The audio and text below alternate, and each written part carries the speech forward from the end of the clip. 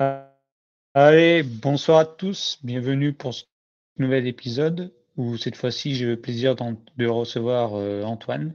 Donc Antoine qui a une chaîne YouTube qui s'appelle Agro Co. Donc Antoine, je vais te proposer de te laisser te présenter. Pas de souci. Bonsoir à tous. Euh, donc moi c'est Antoine Onillon, 24 ans, tout juste 24 ans. Je suis agriculteur dans les Deux-Sèvres. J'ai fait tout, enfin on est agriculteur de père en fils dans la famille. Pour parler de la ferme, en gros, aux alentours des 200 bovins en permanence sur la ferme. Je suis essentiellement engraisseur et j'ai 135 hectares environ, dont 120 de culture actuellement.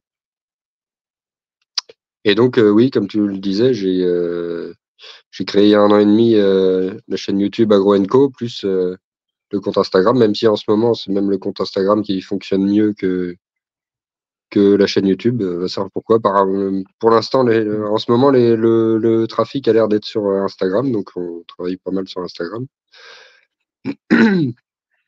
Et donc, du coup, peut-être enchaîner sur pourquoi j'ai créé la chaîne, en fait. C'est-à-dire que je me reconnaissais pas sur ce qui était proposé sur le trafic YouTube sur le milieu agricole.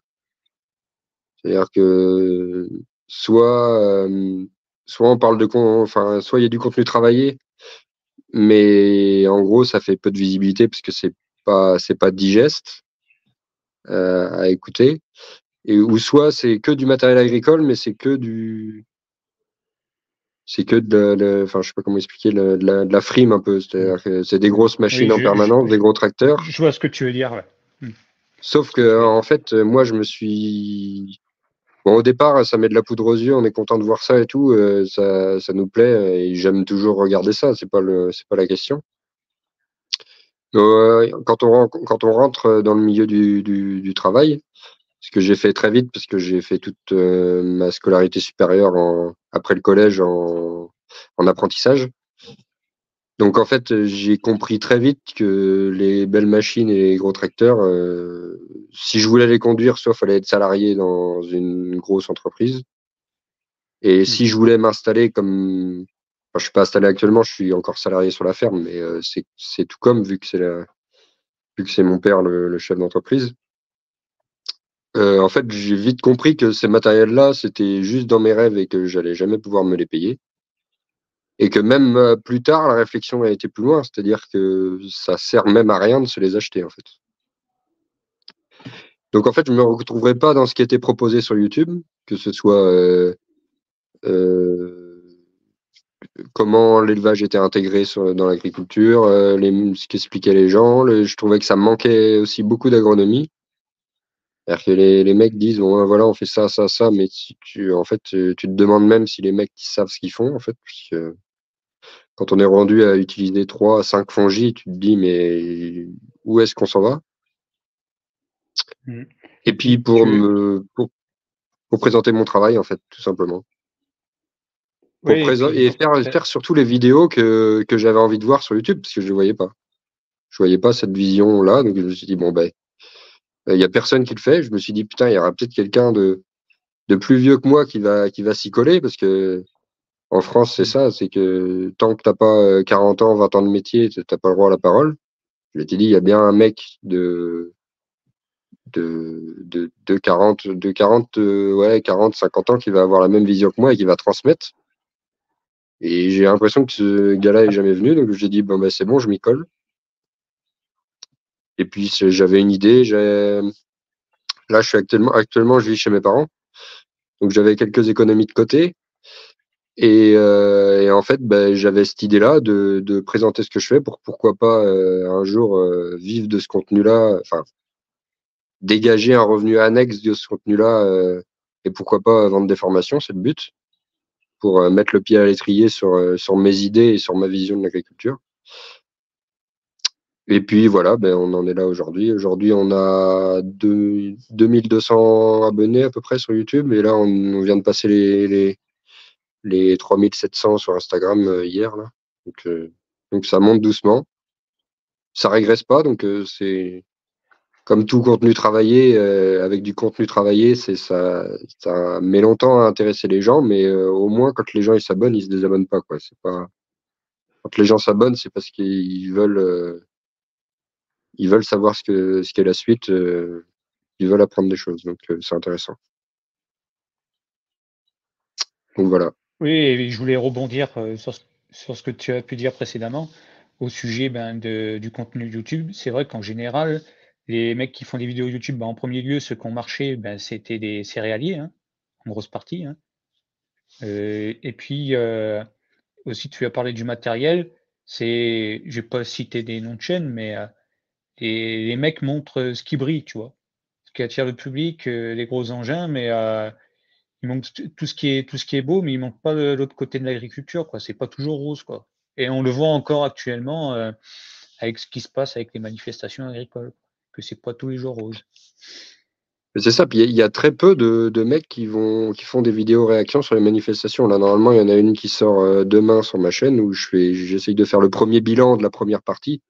C'est pour ça que je la sors maintenant, comme ça fait un peu réaction à froid, que ça s'est un peu calmé, là, que les mecs soient pas trop hystériques dans les commentaires. Et c'est en fait, c'est ça, c'est que c'est édulcoré, en fait. Il y a rien. C'est-à-dire que, en fait, moi, quand je filme du matériel, ça s'inscrit dans un contexte. Par exemple, je suis passé en semi-direct sous couvert. Si tu veux, on pourra parler de la technique un peu plus tard, mais Bien sûr, on va en parler. quand j'ai acheté, enfin, mes deux semoirs l'un après l'autre, pas la même période, ou quand on voit des tracteurs, ou quand on voit ma moissonneuse, etc., ça s'inscrit dans un contexte. C'est-à-dire que voilà, cette semaine, c'est la récolte de machin. Mais je fais pas vidéo, présentation de mon nouveau tracteur. Mais dans 6 mois, quel nouveau tracteur je vais acheter? C'est ça les vidéos en ce moment. C'est Oui, mais dis donc, mais quel ou sinon tracteur c'est je vais surtout acheter? non, sinon c'est surtout des visites dans des grosses ETA ou des grosses fermes européennes, voire même mondiales, qui a rien à voir avec l'agriculture française. Mais c'est Et ça, montrer ça que n'a rien à voir. tout brille et tout, c'est édulcoré parce qu'il faut les payer, ces Et puis engins-là. c'est les mecs comme nous qui les Faut avoir de payent. la trésorerie, il faut. Non, mais c'est les mecs, ces grosses Oui, OTA là, elles sont là grâce aux clients comme nous qui les payent. C'est pour ça que bien j'arrête sûr, il pas faut de des dire, exploitations pour les faire petit travailler. aparté, j'arrête pas de dire que chaque exploitation devrait, à partir du moment où on a un certain nombre d'hectares à moissonner, hein, on s'entend, devrait avoir sa moissonneuse à partir du moment où ça devient cohérent d'en avoir une. Document en Parce qu'en fait, copropriété, ouais. ton argent, elle s'en va pour financer ces mecs-là. Et après, derrière, ils pérennisent pas la moissonneuse, ils en achètent une plus grosse. Parce que il y a que ça qui les fait bander, c'est d'avoir toujours plus gros et plus gros que le voisin. Et ça s'inscrit pas dans une dynamique de cohérence.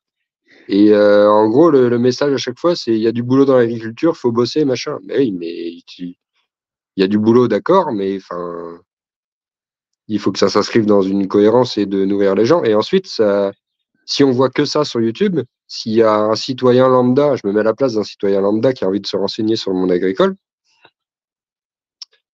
je me dis, mais ils doivent nous prendre pour des fous à manifester, parce que si tu vois que des machines comme ça, des tracteurs énormes, et que Que tu des te renseignes commentaires du comme ça prix que ça d'ailleurs. coûte, mais tu dis, mais si tu as besoin d'argent, vends ton tracteur, il vaut le prix d'une maison. Et une belle maison, hein, parce que Ah oui, oui. Ou d'une belle voiture comme les Ferrari et autres, pour les citer. ah oui, puis encore, il y a certaines moissonneuses, ça coûte plus cher qu'une Lambo, hein. Ouais. Donc c'est ça, en fait, je Non, voulais mais remettre. tu vois, on est parti. Ouais, tu disais?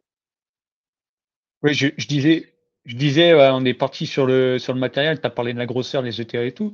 Mais les mecs ne se rendent pas compte, ils investissent dans du matos, mais qui parfois n'est même pas adapté à leur territoire, tu vois. Pour aller Ah bah oui, dans mais des parcelles, moi par c'est. exemple, par chez moi, je suis en zone de montagne, en moyenne montagne. euh, dans des grosses moissonneuses qui font je sais pas combien de mètres de large, tu passes pas dans les parcs. Ou même ne Mais, serait-ce des mais tracteurs, les roues, elles passent pas, t'arraches les piquets de clôture. Donc c'est ça aussi, les gars réfléchissent pas par moment. c'est d'ailleurs la raison principale duquel mon père à l'époque avait acheté sa moissonneuse.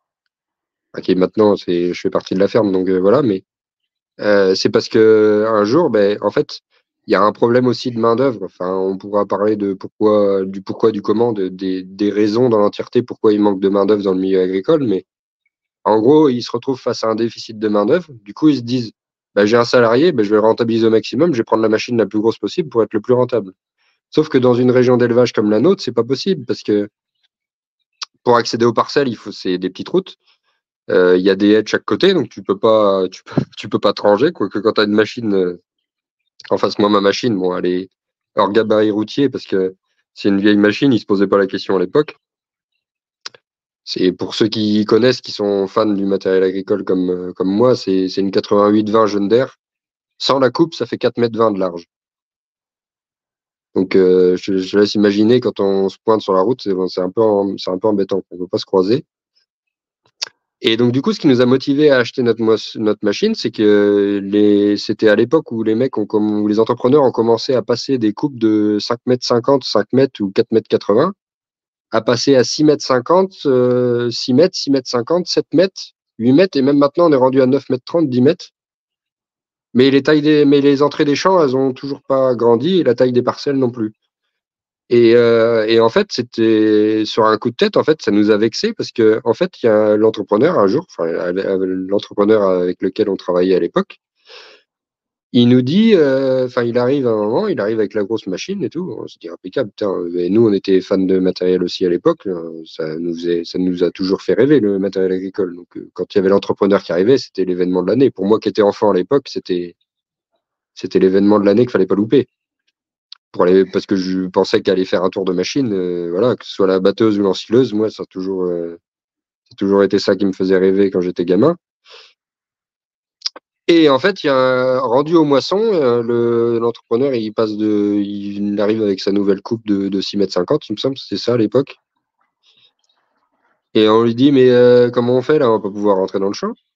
Et le chauffeur, il nous regarde grand sourire. Ben, tu rentres comme ça dans le champ.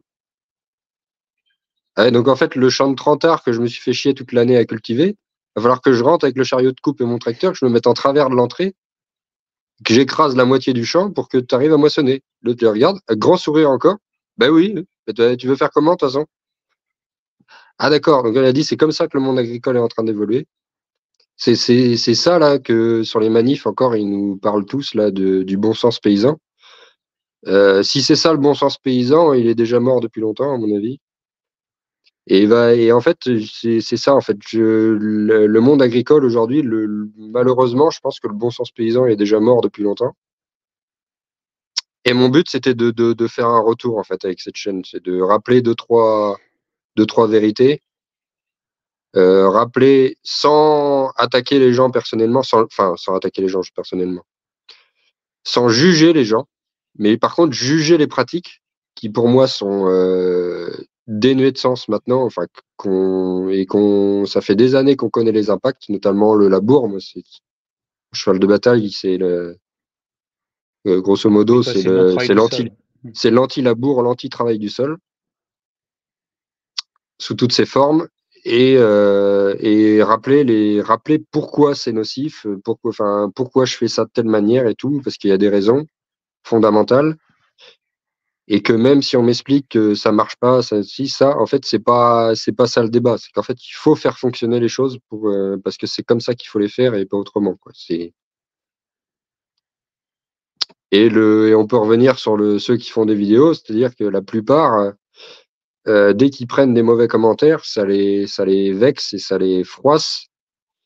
Et plutôt que de persister dans une démarche et d'affirmer leur position, essayent d'être d'accord avec tout le monde. Et avec ça, on sait que quand on est d'accord avec tout le monde, de mon avis, excusez-moi du peu, mais on est une couille molle, c'est-à-dire qu'on est un homme sans caractère, sans rien. Si t'as pas de, si dans la vie t'as aucune conviction, t'es rien, t'es personne. Donc aujourd'hui, ça a jamais été aussi important que d'affirmer ses positions et de jamais dévier de sa ligne de conduite.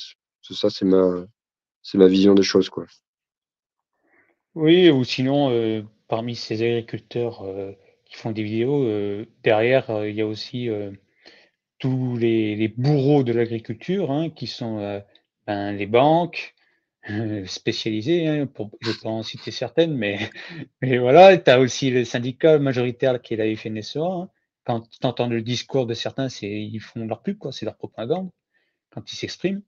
Et les gens se sont rendus compte avec les mouvements qu'il y a eu, notamment de la CR, que la FNSEA n'était pas du tout les amis des agriculteurs, hein, t'en fais pas, la population l'a bien compris dorénavant.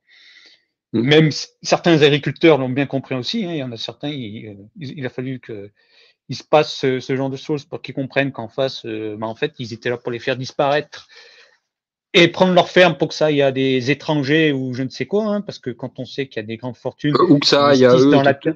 pour que ça aille à eux tout court. Hein. Mais pas seulement, il y a aussi tous les gros businessmen, je pense par exemple au Bernard Arnault, tout ça, hein, il a acheté des terres je ne sais où encore. Il a aussi des domaines viticoles qu'il a repris. Il y avait la Conf qui avait d'ailleurs manifesté devant un domaine qu'il avait repris, je ne sais plus où c'est, dans le sud-ouest. Non, non, ces gens-là investissent dans la terre pour eux, se la privatisent.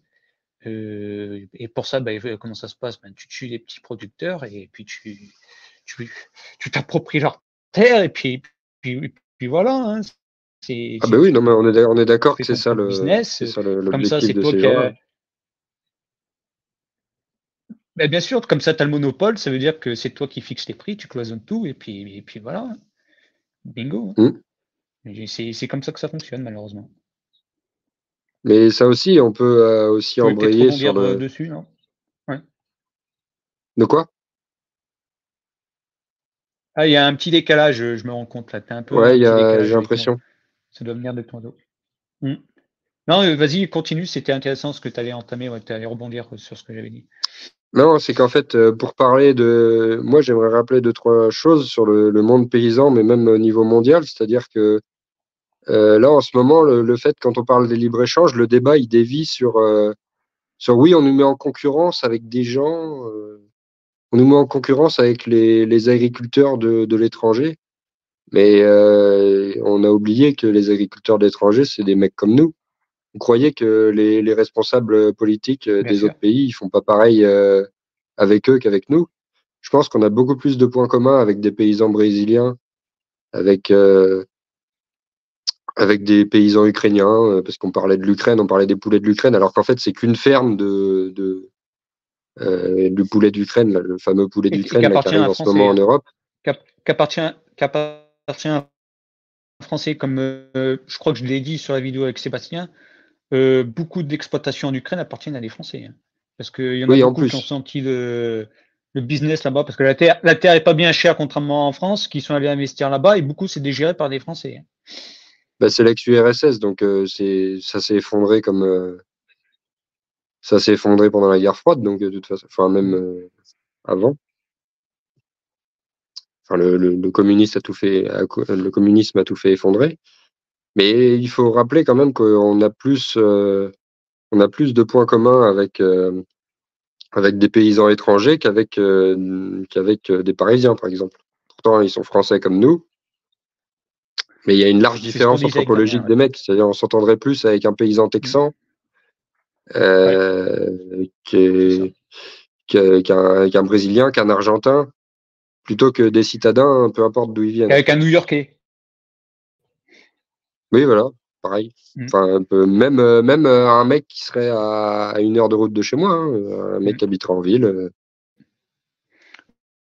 Ouais, c'est ce qu'on disait avec Damien. C'est tout à fait. C'est-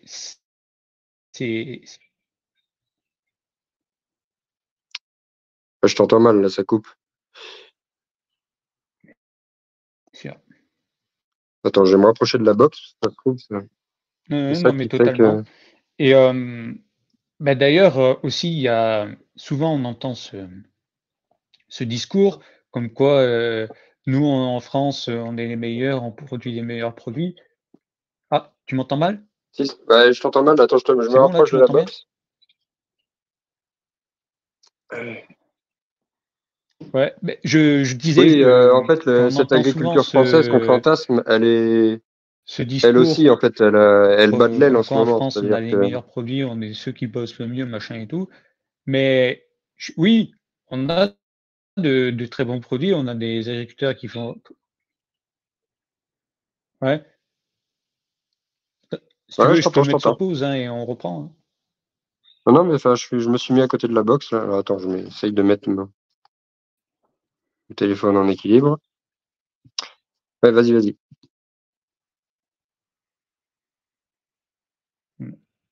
Ça va bien de ton côté. Ah, tu m'entends? Ouais, je t'entends, ouais. Je peux reprendre du coup, ouais. Bon, bah, nickel. Ouais, je disais, on entend souvent ce discours qu'en France, bon, on a les meilleurs agriculteurs, on a l'agriculture machin, la plus propre, la plus propre, tout ça. Mais oui, on fait du bon boulot en France. Mais on n'a pas des qui bossent très bien, hein, qui bossent super bien, hein, qui font des très bons produits. Hein. C'est sauf que ce qui est exporté en France, oui, c'est si tu veux, c'est les paysans de la FNSE, tu vois, type américain et autres, qui exportent leurs produits chez nous, tu vois. Donc, Oui, voilà, ça c'est important ce qui est de le importé préciser chez parce que nous, ça c'est m'agace aussi l'équivalent d'entendre, ouais, des nous gros chez nous, hein. on fait mieux et tout que les autres. Non, il y a des gens en Italie ou je ne sais où qui fait très bien aussi. Hein. Ah bah oui, oui. Oui, bien sûr, c'est ça. Ouais. Ah, Et puis oui, décalage sur quoi je encore pourrais. de ton côté. Il y a un décalage de mon côté, mais pourtant je suis à côté de la box, je suis à fond.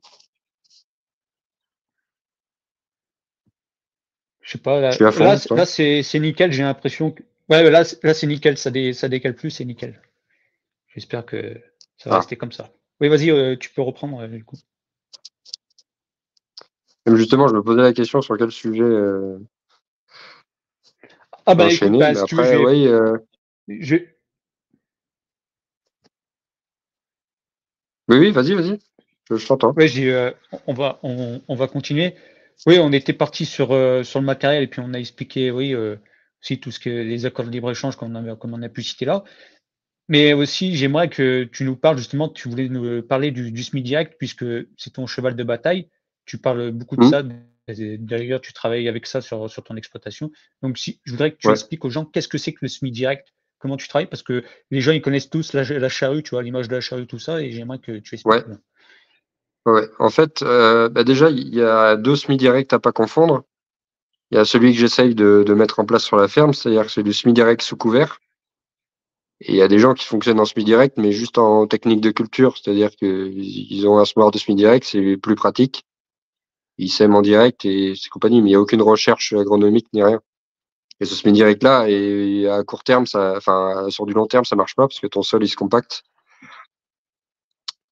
En fait, on sait depuis les années 70, j'ai retrouvé un document enfin, un truc qui a été publié en réel sur Instagram que j'avais repartagé l'autre jour.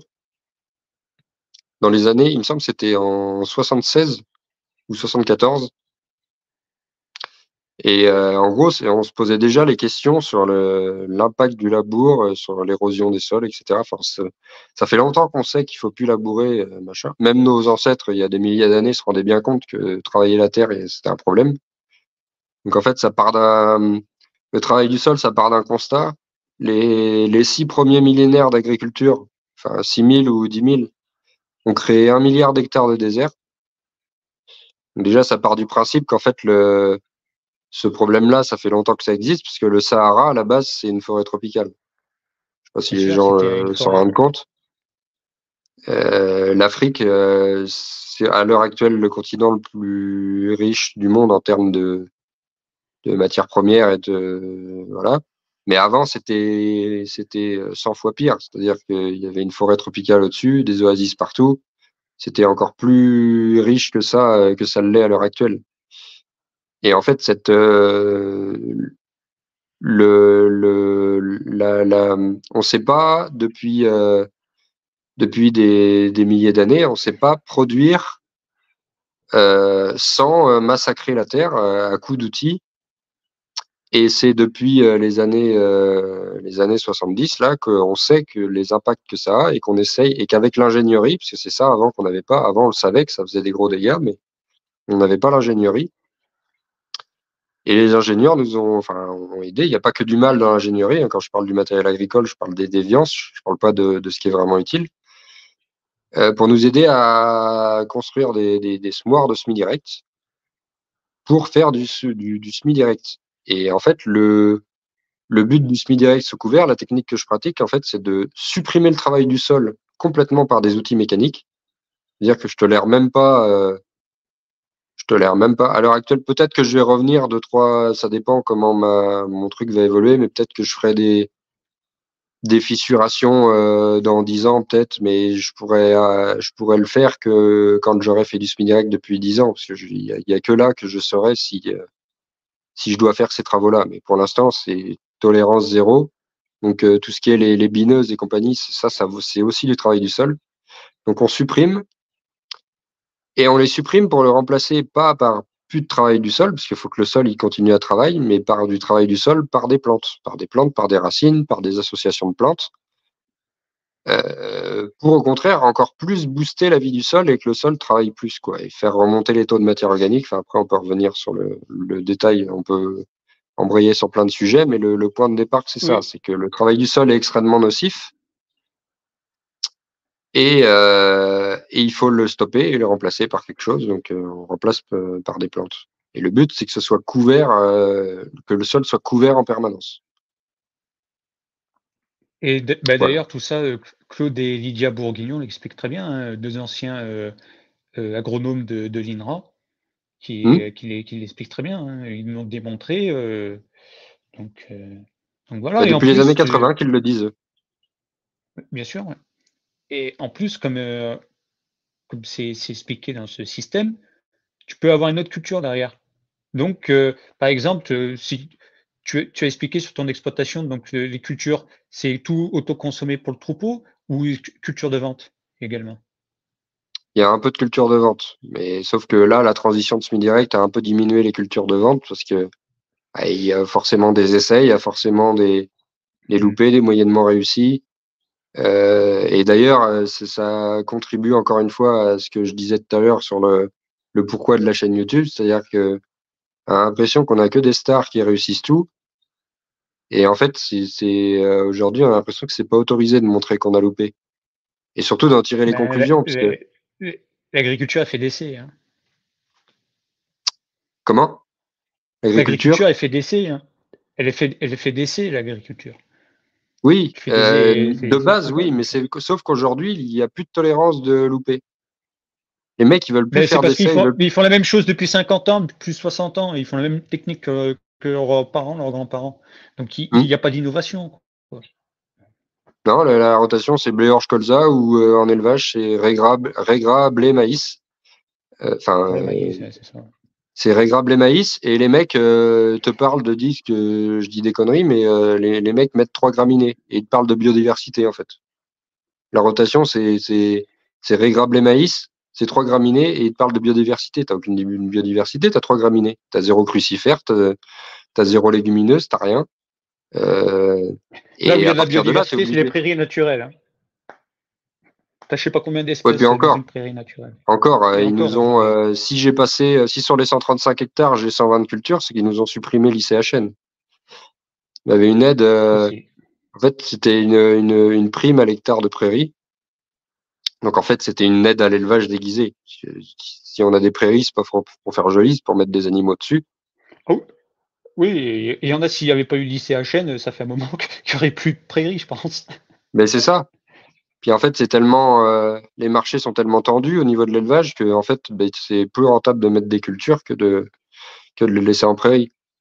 Moi, l'avantage du semi-direct, c'est qu'en fait, c'est que ce soit des prairies permanentes ou que ce soit du semi-direct sous couvert, c'est de la prairie en permanence, en fait. C'est ça. En fait, c'est J'aimerais que ça. tu expliques aux gens la différence entre prairie naturelle et prairie permanente, parce qu'il y a des gens qui sont pas issus du milieu Il y a des agricole gens, oui, d'accord. qui vont pas En comprendre. gros, J'aimerais que. une prairie, bah, t'as dit prairie naturelle, prairie permanente. C'est la même Ouais, la chose. différence. Non, c'est la même Mais chose. Prairie, la prairie permanente, hein. c'est par exemple, tu la travailles, tu vas semer par exemple de la luzerne, tu vas la laisser pendant un certain temps en luzerne ou par exemple en raigra ou un mélange suisse, je ne sais quoi. La prairie naturelle, c'est que tu la travailles pas. C'est par exemple prairie naturelle pour les gens, par exemple, quand vous allez en C'est Alpagne, c'est prairie de la prairie temporaire, naturelle ça. qui est vraie. C'est prairie temporaire. Prairie temporaire, c'est une prairie qui est sur 5 ans. C'est en gros un couvert végétal qu'on va laisser, qui va repousser pendant 5 ans. Et une fois qu'il fatigue, on Voilà, casse. ouais. Une prairie, la prairie naturelle, la prairie permanente, c'est pareil. C'est une prairie qu'on va laisser 10, 20 ans, 30 ans, 40 ans, 50 ans, ou même à Parce que tout j'ai dit jamais, quoi? sans jamais la toucher. J'ai dit prairie permanente et prairie naturelle? C'est pas Oui, c'est plutôt ça. prairie Mais temporaire sauf que et c'est la même chose. prairie. Attends, non. Parce que j'avais dit C'est quoi? prairie J'avais pas dit temporaire. prairie. Parce que j'avais dit Bref, prairie permanente. Enfin, ouais, je crois que je me suis mélangé. Ouais. bref, c'est pas grave. Ouais. Et en fait, c'est les prairies naturelles, c'est tout ce qu'on trouve en montagne, par exemple. Oui, ben oui, c'est ce que j'ai expliqué. Ça, c'est des prairies permanentes pour l'estive, etc. La transhumance et compagnie, ça, c'est des prairies naturelles, par exemple.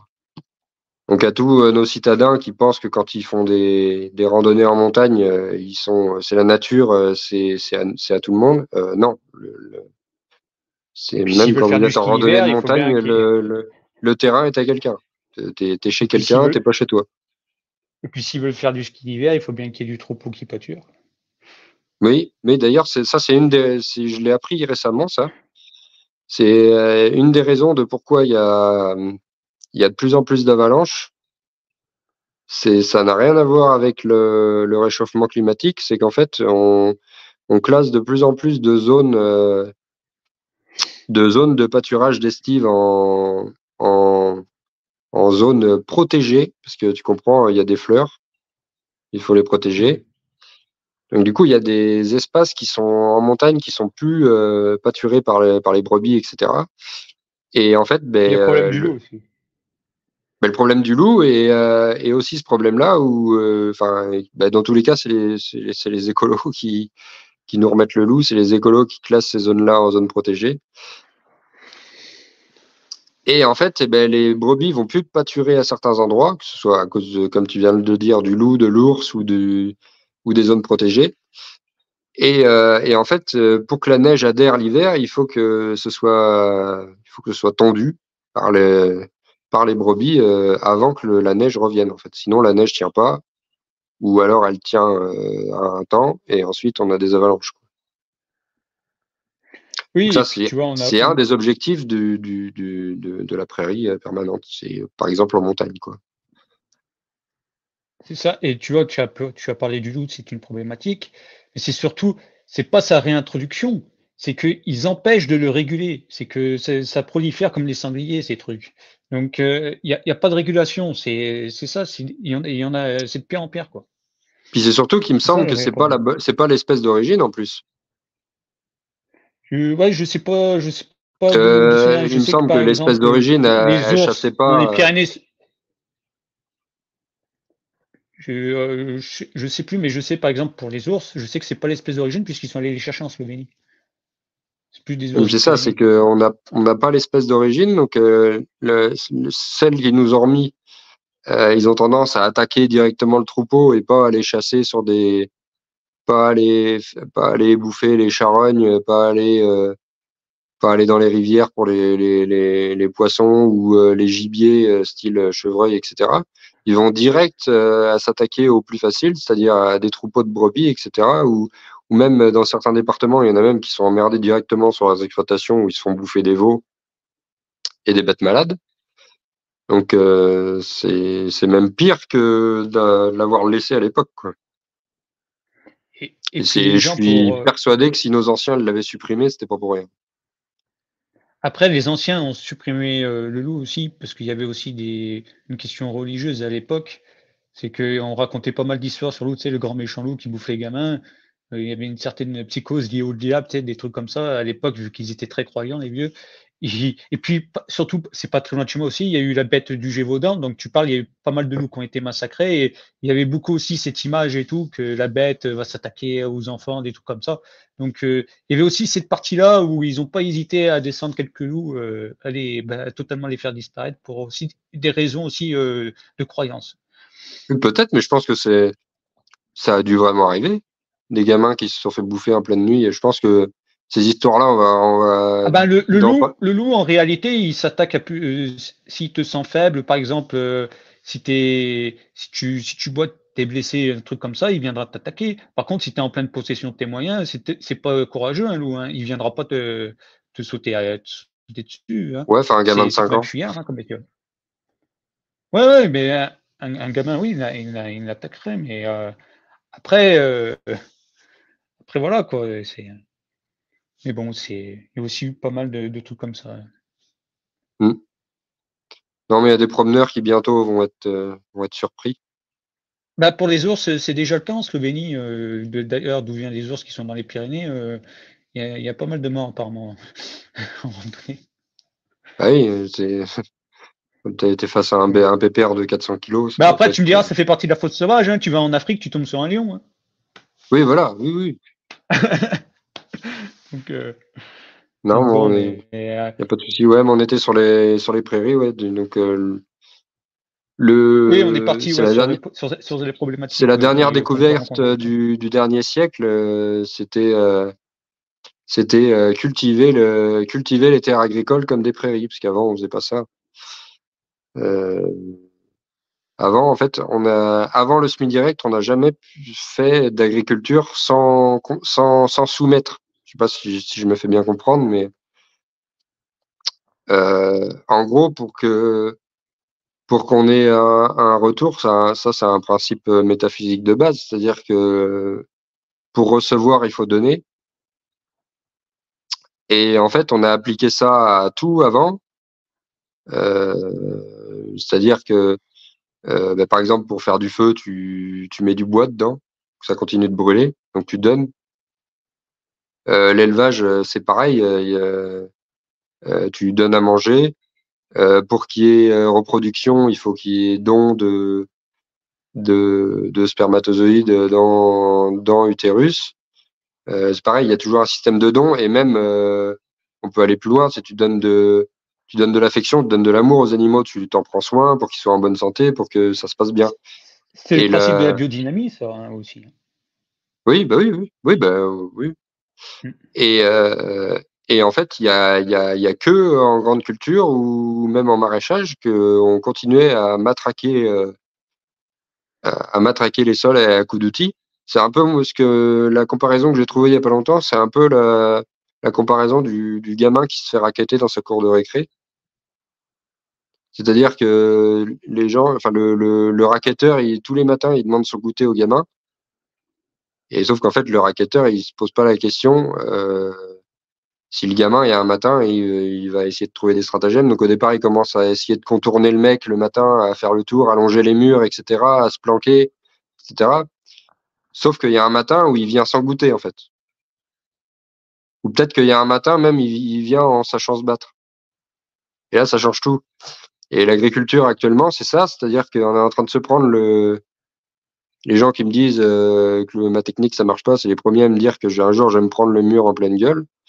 Et ils se rendent pas compte que c'est eux qui vont le prendre le mur, parce qu'un jour ils vont mettre un truc dans la terre, ils vont mettre des semences, et ils auront beau mettre tout l'engrais qu'ils veulent, ça poussera pas en fait, ça poussera plus du tout.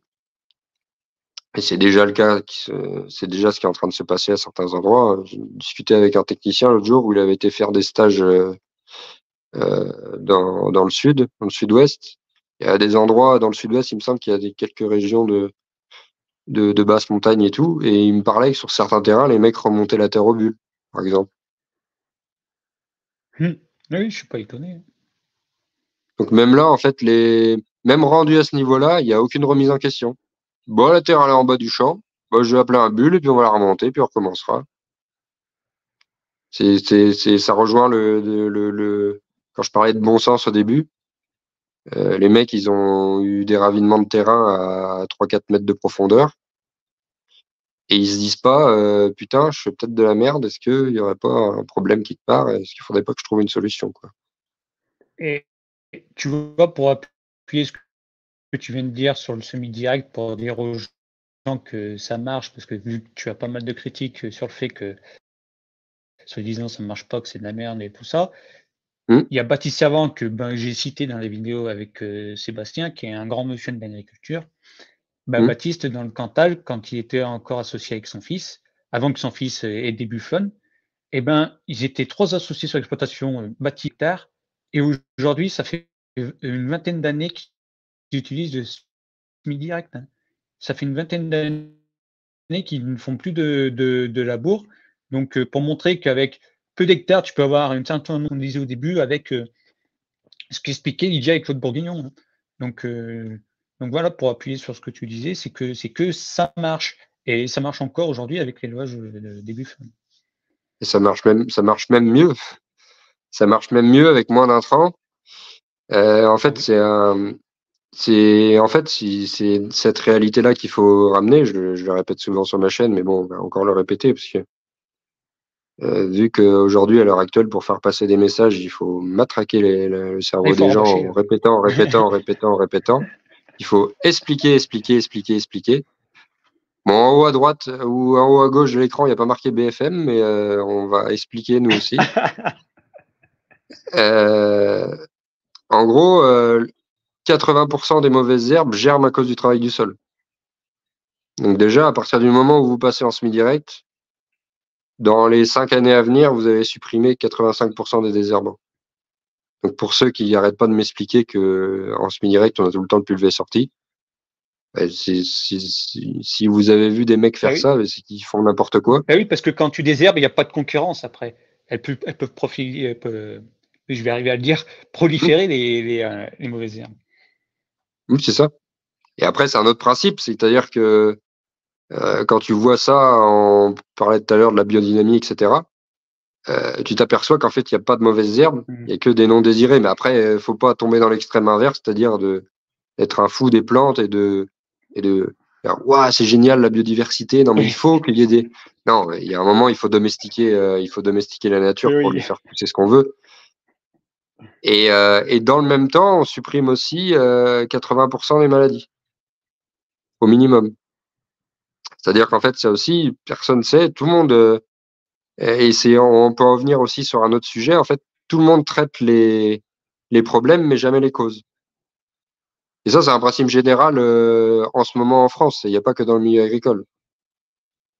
C'est-à-dire, actuellement, on a des incivilités permanentes. Enfin, à cause de l'immigration, on va pas parler de ce sujet-là parce que je suis pas expert dans ce domaine-là. Puis c'est pas. Après, il y a pas que ça. Il y a plein. C'est le monde entier qui tourne par rond, quoi.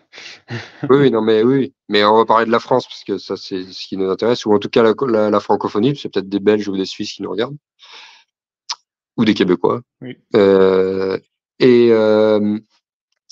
Et en fait, dans ce sujet-là, en fait, on traite la cause. On dit il faut les mettre en prison. Oui, mais il faudrait peut-être qu'ils soient pas rentrés dans le pays avant de. Voilà. Le milieu agricole, en fait, c'est pareil. L'agriculture, c'est pareil. On traite une fois que le problème il est là. Mais en fait, à partir du moment où vous traitez, c'est un aveu d'échec, en fait. Et moi, mon but, c'est de plus traiter du tout non plus. C'est-à-dire, et je reviens sur quand je parlais des maladies, parce que je digresse un peu parce que ça me fait penser à plein de choses en même temps. En fait, on supprime 85% des maladies parce que les maladies viennent du sol, en fait. Les maladies, c'est des champignons. Et ces champignons sont dans la terre. Et en fait, la plupart des gens ont jamais entendu parler de l'effet splash, mais en gros, l'effet splash, ça a l'air rigolo comme nom. Mais en gros, c'est la pluie en tombant. Vu que quand on est sur le sol travaillé, la terre est à nu. Parce que souvent on a la culture, mais entre les pieds de culture, la terre est à nu. Vu qu'on a désherbé avant, que ce soit chimique ou mécanique, la terre est à poil, quoi. Et quand il pleut, l'eau ricoche sur la terre. Et la terre, ensuite, ça fait des éclaboussures. Et les maladies, c'est des champignons. Et ces champignons-là sont véhiculés par la terre et ricochent et éclaboussent les cultures. C'est pour ça que toutes les maladies, si vous observez un peu les maladies, si certains ont des maladies sur leur culture ou qui observent l'évolution des maladies, si vous êtes technicien, etc., vous remarquerez que toutes les maladies démarrent du pied. Ensuite, c'est maladie des feuillages, maladie de la tige, et en dernier lieu, échaudage d'épis, enfin maladie sur les épis. C'est crescendo comme ça démarre du bas et ça monte. Et tu as parlé tu as parlé aussi de l'eau, et on le voit dans les sols qui sont malades. Quand ça a bien plu, l'eau ne s'évacue pas, ça fait des flaques au-dessus. C'est ça parce qu'on n'a pas de drainage. Normalement, en plus, la terre, je veux dire, à l'intérieur, c'est comme des veines, quoi. Pour que l'eau puisse passer, puisse s'écouler, il n'y a plus rien qui qui s'écoule et le résultat, le sol est mort, la plante est jamais nourrie par l'eau et puis C'est voilà. ça, c'est Puis après, les tu gens nourris. pensent que l'eau doit se drainer dans les fossés alors qu'elle doit se drainer dans les nappes. Ça aussi, Ouais. c'est un truc que j'avais prévu de mettre dans une formation, malheureusement, elle était hors ligne sur mon site. Ça aussi, personne ne me l'a commandé. Euh, il y en a même qui m'ont dit que c'était trop cher, là, j'avais mis à 50 euros. Pour l'anecdote, à l'heure actuelle, je me suis fait pirater mon site, donc mon site est HS. Je, Ah, me, je, me, merde. je me le suis fait pirater, et ça, j'avais fait toute une formation sur sur le cycle de l'eau, expliquer comment ça fonctionne, expliquer comment que ça se fabrique, parce que l'eau, ça se fabrique.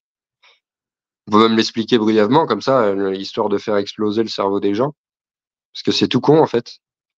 L'eau, ça se fabrique tout connement, c'est-à-dire que quand on laboure, ce qui se passe, c'est qu'on met les débris végétaux, on les enfouit dans la terre, et dans la terre, les débris végétaux, ça fait de l'hydrogène. C'est un des principes de base d'ailleurs de la méthanisation, c'est-à-dire on fait fermenter des végétaux en anaérobie, et ensuite ça combine avec un atome de carbone, donc ça fait CH4, ça fait du méthane, quoi. Et ça fait pareil dans le sol, c'est-à-dire que ça fait pas du méthane, mais ça fait une fermentation hydrogène. Et donc l'hydrogène, ça fermente et ça crée du pourcentage d'hydrogène. Donc à chaque fois qu'il y a des mecs qui travaillent le sol et qui labourent, ils disent putain, mon sol il devient acide, ça pousse plus. Et t'as tout le temps le super technicien qui se ramène et dit mais oui, mais moi j'ai de la chaux pour que ton pourcentage d'hydrogène il diminue et te le ramener proche de la neutralité. Alors qu'en fait, il suffirait de laisser les débris végétaux en surface, parce que les débris végétaux en surface, quand ils pourrissent, ça fait toujours de l'hydrogène. Sauf qu'à l'atmosphère libre, tu as de l'oxygène. Donc Et direct, deux atomes d'hydrogène plus un atome d'oxygène, ben, ça fait de l'H2O, les gars. Donc c'est comme ça qu'on fabrique de l'eau. Et là, ça pète tous les croyances limitantes, c'est-à-dire que à partir du moment où on peut en fabriquer, c'est pas normal qu'on en manque de l'eau potable sur Terre. C'est censé, tous les écologistes qui nous expliquent que le réchauffement climatique va nous faire manquer d'eau, non, non. On va manquer d'eau parce que les sols français et même mondiaux sont bétonnés, que ce soit par du béton, du goudron, ou que ce soit par une agriculture, j'allais dire intensive, mais c'est pas ça, parce que pour moi, elle n'est pas assez intensive, mais mal faite, surtravaillée par des outils mécaniques, alors qu'il suffirait juste de revenir à des principes fondamentaux et copier la forêt et cultiver notre grande culture comme le fonctionnement, en copiant le fonctionnement de la forêt, en fait. Lucien Segui, d'ailleurs, feu Lucien Segui, qui est décédé, qui nous a quittés en 2020. J'aime souvent dire qu'on a fait un hommage national à Jacques Chirac, alors que personne n'en a rien à foutre. Par contre, on n'a pas fait un hommage à Lucien Segui, qui était, pour moi, le meilleur agronome sûrement que la planète ait connu, et il était français en plus. Il a notamment converti je sais plus si c'est 20 ou 30 millions d'hectares en semi-direct, rien qu'au Brésil. C'est te laisser imaginer si les mecs qui m'expliquent que le semi-direct ça marche pas, c'est quand même en une Amérique du sinistre Nord, au blague. Canada, les Canadiens bossent beaucoup en semi-direct. Hein. Mais tous les pays émergents, en fait, Mm. qui sont pas sous perfusion de la PAC comme nous. Donc en fait, on en vient Ah, vite à non. des solutions pragmatiques, c'est-à-dire le plus rentable, c'est quoi? C'est un tracteur, un semoir, terminé. Oui, mais le labour, oui, mais trop cher. Allez hop. Donc tout dégage. On supprime tout ce qui est inutile. Et on vient à du Ouais, mais pragmatisme, bon, pardon.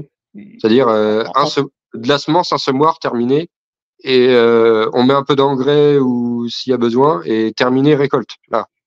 Et en fait, ouais, et mais on se concentre sur ça, Antoine, et Antoine, le truc, c'est que si tu laboures, tu consommes pas parce que ton tracteur, tu le fais consommer.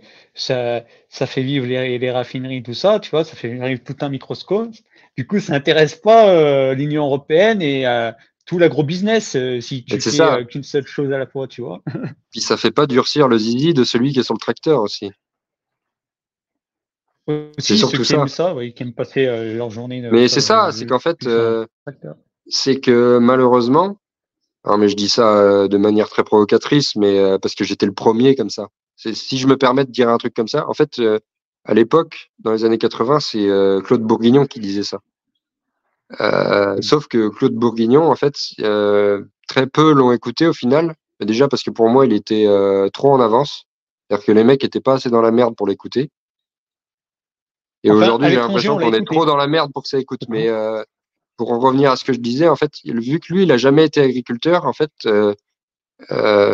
ça et sa parole n'a jamais porté comme ça aurait dû, parce qu'à chaque fois, l'excuse qu'on lui sortait, c'est oui, mais toi, t'es pas agriculteur, tu sais pas ce que c'est. Et en fait, aujourd'hui, il commence à y avoir des mecs comme moi qui se pointent, et ils peuvent pas me dire oui, mais toi, t'es pas agriculteur. Parce que si, en fait. Et en plus, je suis agriculteur comme eux, Sam c'est-à-dire Agriculteur aussi qui fait la même chose. une moyenne. Comment? Je disais Sam Agriculteur aussi, fait comme toi, il fait du SMI direct, il parle Oui, souvent d'ailleurs, tout le monde du me SMI parle direct pour ça. de Sam, agriculteur indépendant. Tout le monde me dit oui, les mecs qui sont pas d'accord avec moi, qui labourent et tout, ils me disent ouais, mais moi je préfère la vision de Sam, Sam, l'agriculteur indépendant. Mais ils ont oublié qu'ils disaient la même chose que moi ou c'est moi Mais qui... c'est ça, c'est pour ça que je fais le Alors, rapprochement. est-ce que est-ce que c'est parce qu'il a une tête de gentil et qu'il a une voix douce que ça passe mieux?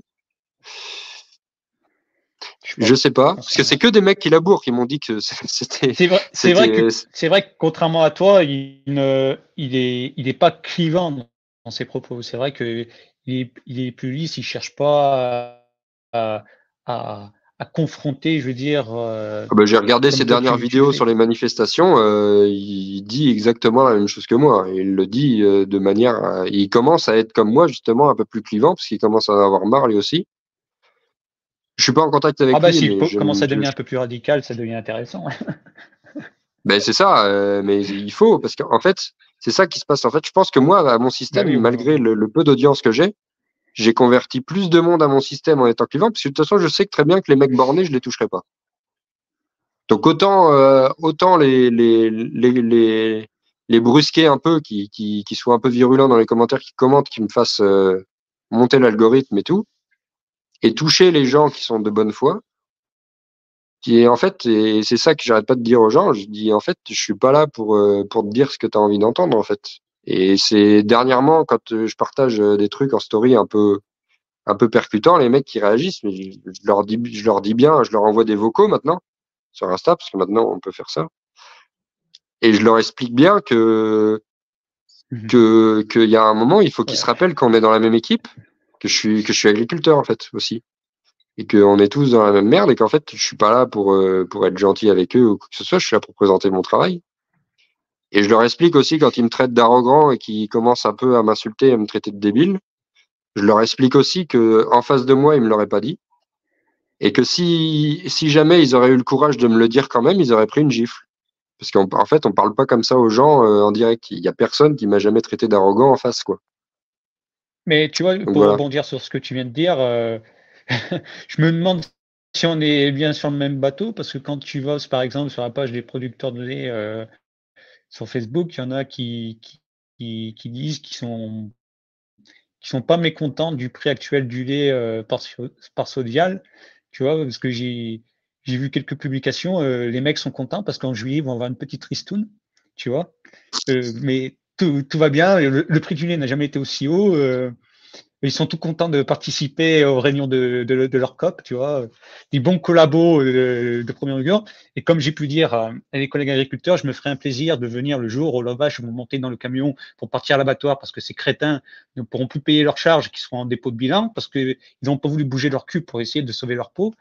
Donc voilà, les gars, je vous dis, ben, dans quelques temps, je pense que vous serez plus de paysans, vous allez le pointer à l'usine, hein, continuez comme ça parce que là, vous y allez droit. Voilà. C'était une petite aparté parce que quand tu vois de telles conneries comme ça, tu dis que le mec, dans quelques temps, tu les laisses aller 1 ou 2 ans, il est plus paysan, ils vont tout. Et c'est ça, Voilà. pour en revenir à ce que je disais sur le matériel agricole, en fait, c'est que les mecs, déjà, il y a un gros tabou de l'argent en France. Les mecs ont honte de gagner leur vie, et en fait, ça en dit long sur pourquoi les mecs sont agriculteurs, en fait. C'est-à-dire que leur grand-père et leur père leur ont bourré le crâne pendant des années pour leur expliquer qu'il n'y avait pas d'argent à se faire dans le milieu agricole. Alors qu'au passage, euh, les plus gros lobbies du monde, c'est les lobbies de l'agroalimentaire. D'accord? Donc il va falloir Et s'ancrer dans le attends, crâne que là où il y a le plus d'argent, c'est dans l'agriculture, les gars, quand même. Donc, Bien sûr. Et je voudrais rajouter, pour les gens qui ne le savent pas, au Canada, puisque en termes de gestion de production, les Canadiens, pour ça, ils sont très bons. Les mecs, ils vivent comme des médecins, il y a des pays, hein. Je veux dire, ben oui, parce que c'est l'alimentation, normal. la valeur que ça représente, parce qu'on a dévalué. Non, mais je veux dire qu'on a dévalué ça en France et en Europe en général. Mais là-bas, les producteurs de l'alimentation, donc les agriculteurs, d'un point de vue social, c'est la même représentation qu'un médecin. Et au niveau du Ben, salaire, ils s'y il retrouvent, hein. paraît qu'au Japon, c'est pareil, mais je jamais, Au Japon je, aussi, j'ai entendu dire aussi, ouais. ouais, j'ai entendu dire, mais après, vu que j'y suis jamais allé, je peux pas te le confirmer. Donc, Mais pour le vu que je Canada, suis je pas peux en te le contact avec confirmer des mecs puisque là-bas, je peux pas. je connais J'en sais des rien. agriculteurs Mais français oui, on devrait qui être reconnus sont là-bas. comme des notaires, des médecins. Oui. Mais en fait, c'est pour revenir à ce que je disais, en fait, c'est que ça en dit long pourquoi les mecs sont agriculteurs. C'est-à-dire qu'on leur a expliqué, comme j'ai dit juste avant, qu'ils allaient pas gagner d'argent et qu'il fallait travailler dur. Donc les mecs se rabattent sur quoi? Bon, ben, on va travailler dur. On va travailler longtemps. Les mecs s'auto-convainquent, enfin, ils passent son temps à s'auto-convaincre qu'ils auront pas de vacances. Alors que ça aussi, on peut y revenir, mais si on veut, on peut partir 4 jours tous les 3 mois. Il n'y a pas besoin d'avoir une paye de ministre pour partir en vacances. Et les mecs se disent, bon, ben, ok, bon, ben, je vais au moins, le peu de marge que je vais faire, m'acheter un beau tracteur qui me fait durcir le zizi. Et je vais faire du tracteur parce qu'en fait, il me reste plus que ça. Et donc, en fait, les mecs sont agriculteurs pour faire du tracteur et plus pour nourrir les gens et vivre de leur métier. Et quand je dis vivre de notre métier, c'est pareil. À partir du moment où on est agriculteur, tu es chef d'entreprise, donc le but, c'est pas de vivre de ton métier, c'est de faire de l'argent, pour faire levier financier et monter une sorte de mini-empire économique. Pour faire grossir ton truc, pour faire grossir ton patrimoine, pour ensuite le transmettre à tes enfants. Et nous, c'est l'inverse, on gagne pas d'argent. Donc, rendu à la retraite, ah merde, ah ben la MSA, en fait, c'est Mais, des cons. Ils vont pas me donner d'argent. Donc, tiens, mon fils, rachète-moi tout plein pot, histoire que tu crèves toi aussi. Voilà. non, mais Parce tout que ça, c'est la faute. Ça aussi, tout ça, c'est aussi la faute des lycées agricoles, hein. On va pas se mentir, hein. Tout ça, ils ont foutu ça dans le crâne de toutes les générations d'agriculteurs parce qu'il faut faire vivre tout un écosystème. mais, mais C'est ça, toute la chaîne est les pourrie de lycées A à Z. C'est agricoles. pour ça que Tu es j'explique en là pour faire permanence qu'il vivre faut tout un sortir. écosystème autour de toi. Mais bien sûr, que déjà, quand tu vas dans les lycées agricoles, tu as le droit à tous les représentants de la Chambre d'agriculture, de la MSA, de différentes banques qui viennent te voir. Euh, Syndicats, t'en as qu'un qui vient te voir, c'est les JA, FNSOA, tu vois, toute la bande. Donc, tu vois, on commence déjà à t'emmener là où ils veulent t'emmener, tu vois, pour que tu Mmh. fasses vivre tout ce petit monde et que toi, tu ne vives pas, tu vois, pour que toi, tu sois Et c'est tenu ça. bien là, tu vois, et pour que t'en crèves, voilà. Mmh. Donc, voilà à Et quoi ils c'est peut-être servent, les parce qu'ils trucs. rentrent pas dans les classes avec une hache qu'on les prend pas pour les bourreaux qui sont. C'est ça, oui. C'est parce qu'ils ont des jolis uniformes, ça passe mieux. Et c'est ça. Et en fait, moi, les mecs comme moi, quand on est élève, on est problématique. Parce que Ah oui. Oui. je soupçonne certains anciens professeurs de m'avoir fait louper mon BTS. Bon, pour pour leur gouverne, j'avais pas non plus très envie de bosser et j'ai pas non plus très bien bossé à la fin. Certes. En revanche, j'avais la moyenne partout. J'avais fait le strict minimum partout. On m'avait dit que mon rapport de BTS était bon et on m'a envoyé à l'examen comme ça pour me dire que c'était bon. Et au final, j'ai pas eu mon diplôme. C'est bizarre, la seule moyenne que j'ai eue, c'était l'épreuve de maths. J'ai eu 10 parce qu'on peut pas gruger les maths. Par contre, tous les autres épreuves, c'est subjectif. C'était oral d'anglais, alors que bon, j'ai jamais eu un niveau phénoménal en anglais, mais le jour où j'ai passé l'examen, j'étais avec un autre collègue qui parlait. Alors moi, je parlais pas bien anglais, mais alors lui, et lui est tombé sur une examinatrice américaine et il a eu la moyenne voire plus. Et moi, j'étais tombé sur une française qui avait l'air saoulée de me voir et c'était juste avant de manger, donc j'ai l'impression que je la faisais chier. Et elle m'a saqué mon épreuve d'anglais. Pareil sur le rapport, pareil sur le français, c'est une disserte. Alors c'est pareil, ils mettent la note qu'ils veulent, qui les arrange. Donc je soupçonne d'avoir eu que les examinateurs aient eu des indications dans mon dossier.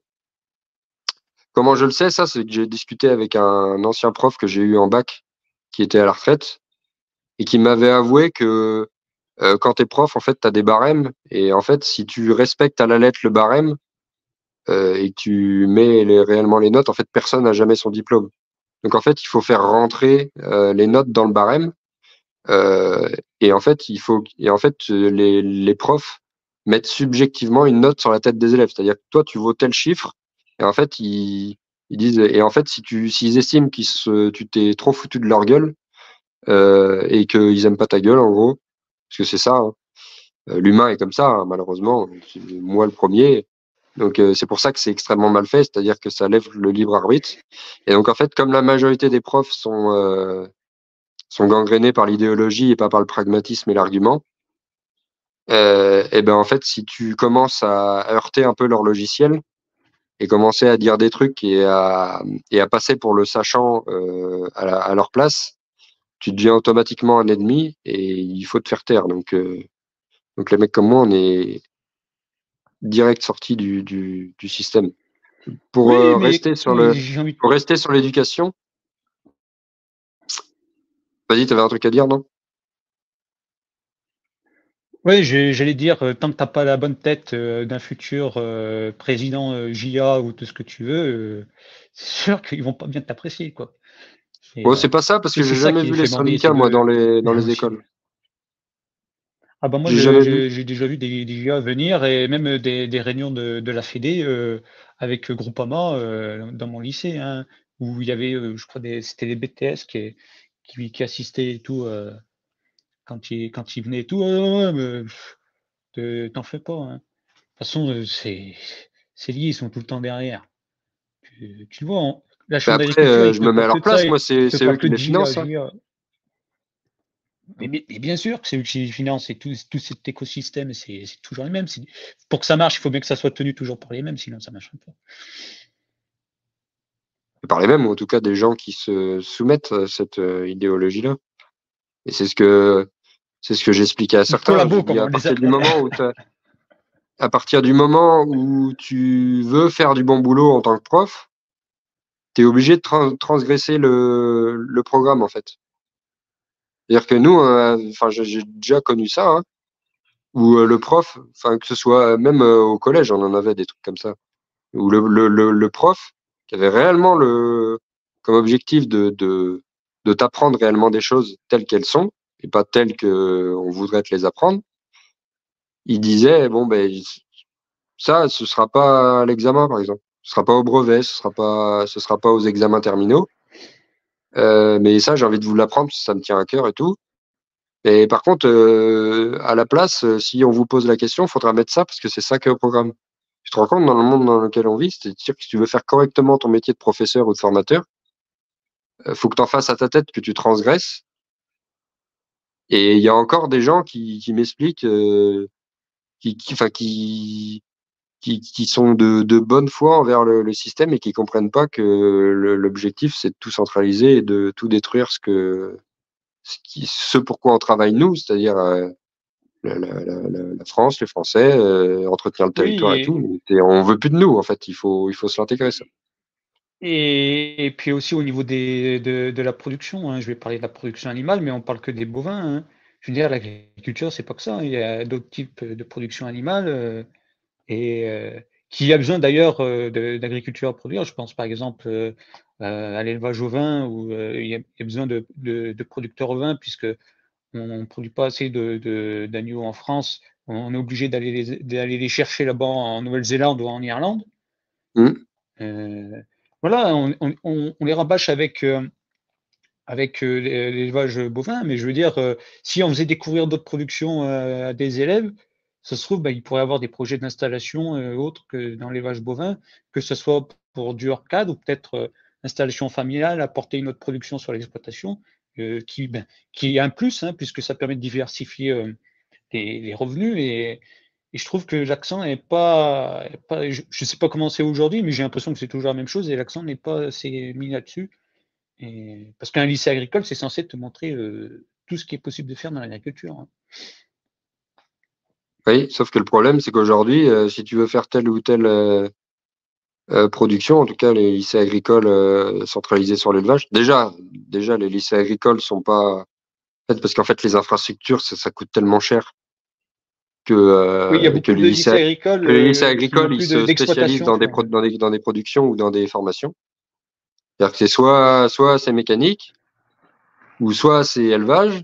Et ensuite, quand c'est dans l'élevage, c'est soit mouton, bovin, soit chèvre, volaille. Enfin, t'as pas tout. C'est quand c'est l'élevage, c'est pas l'élevage dans Oui, son il y a ensemble. Et aussi, ça, c'est ça aussi. Et puis, oui, comme tu as dit, ça coûte cher. Et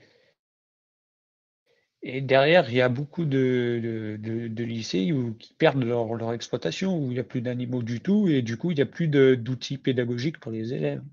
hmm.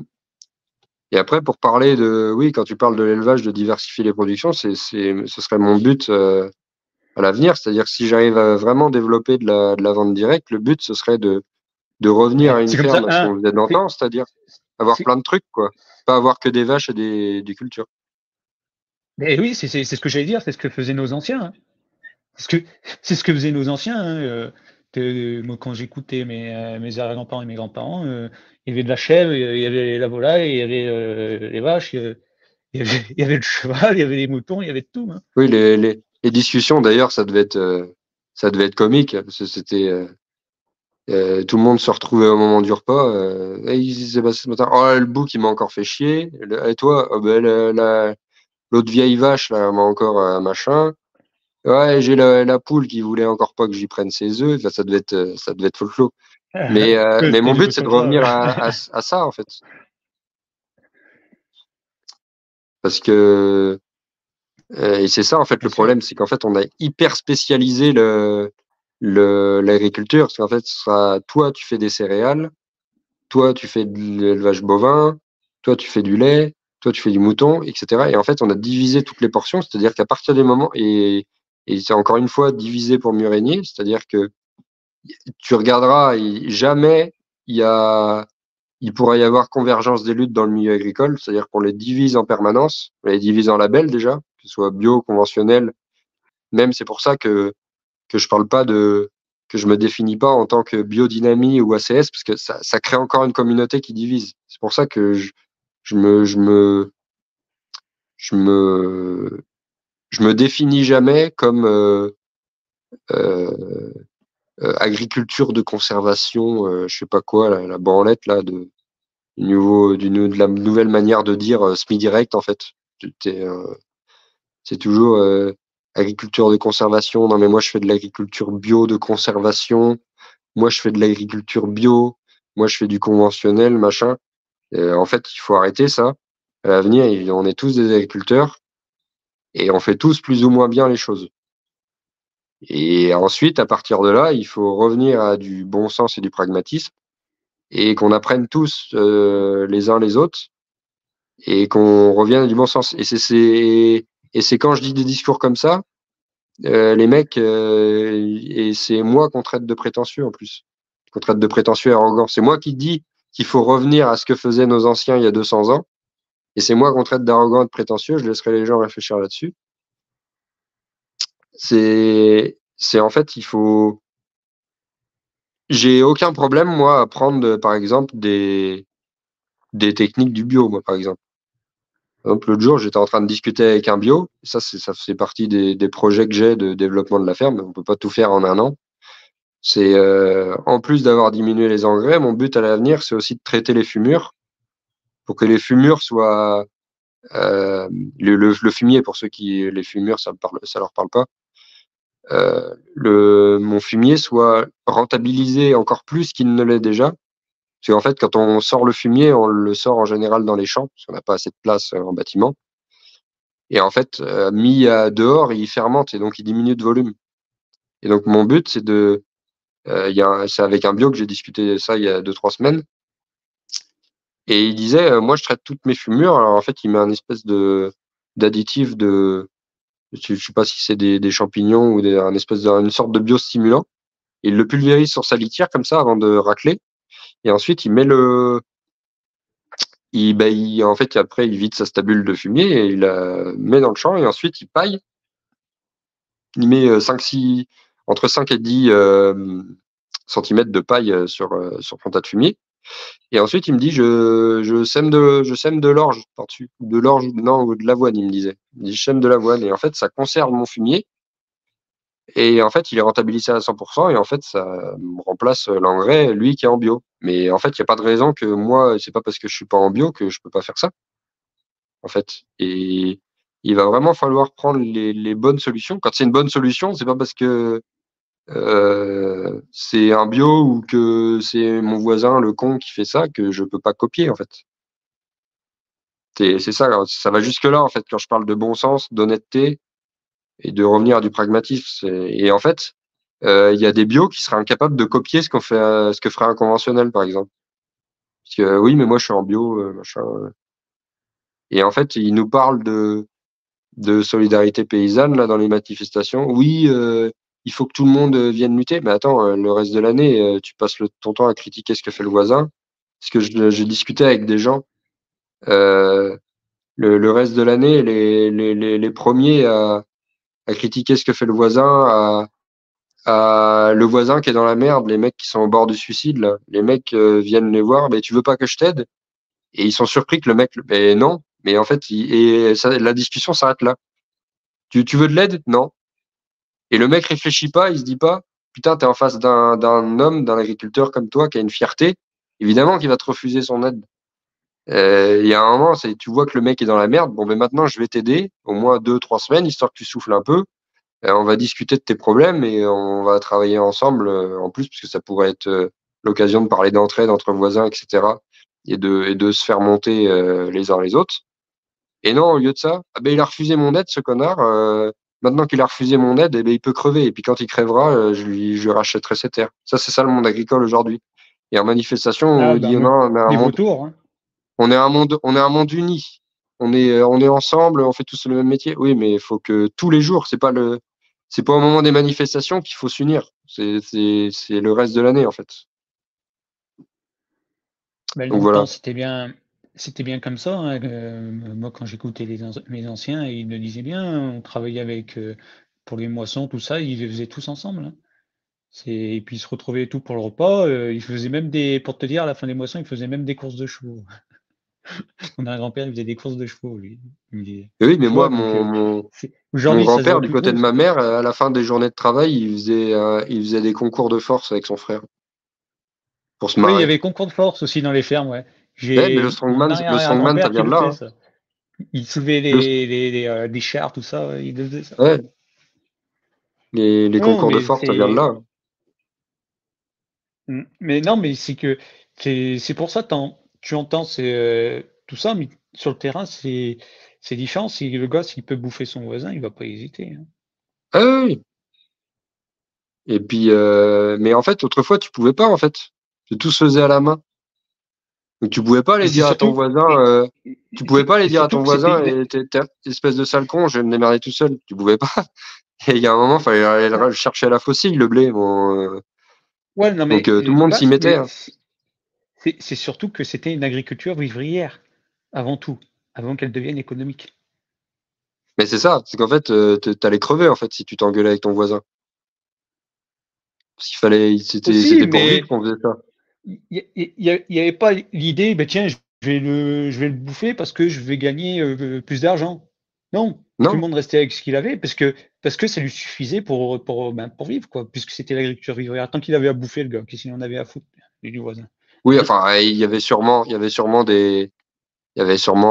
quelques querelles quand même dans le Oui, voisinage. oui, ah oui, C'est-à-dire, bien sûr, mais bon, en il général. y avait, ça fait quand même depuis la nuit des temps qu'on va buter le voisin pour avoir sa femme ou ses terres. Mais C'est-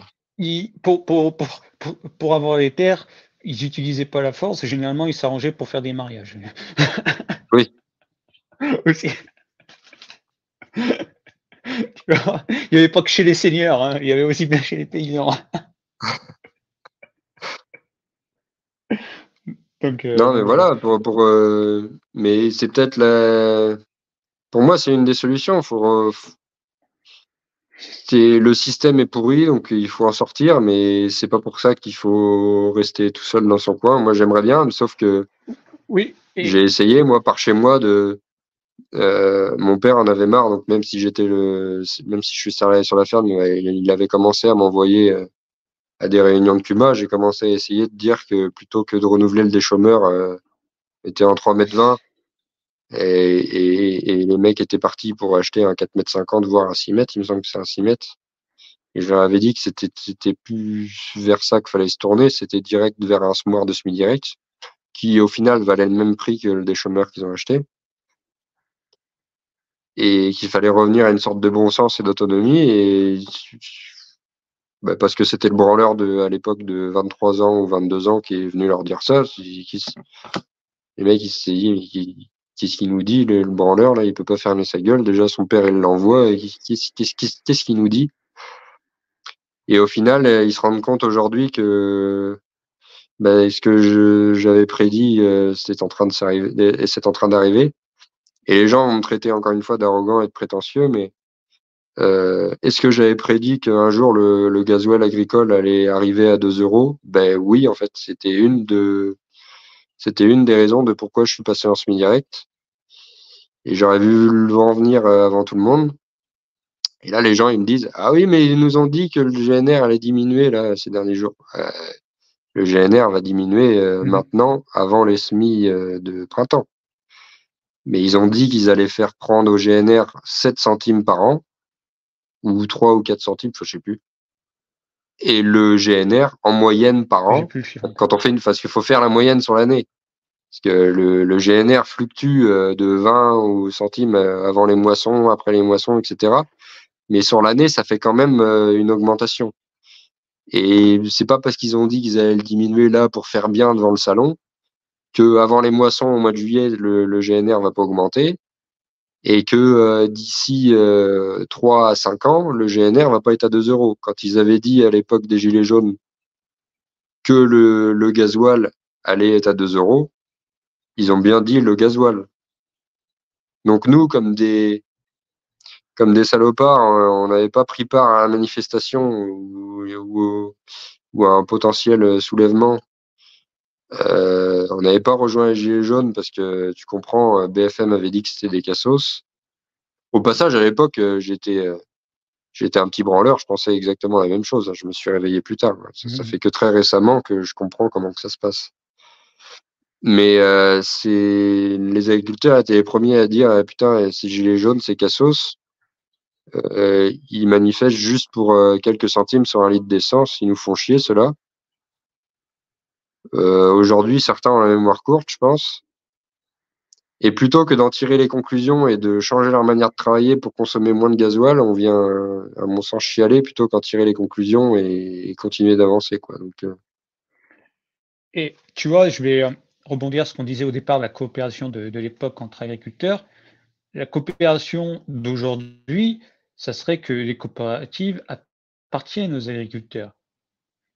Car en l'occurrence, elles n'appartiennent pas aux agriculteurs. Je pense aux coopératives laitières, par exemple, où tu as deux grosses familles qui gèrent euh, pour Lactalis et puis pour Sodial.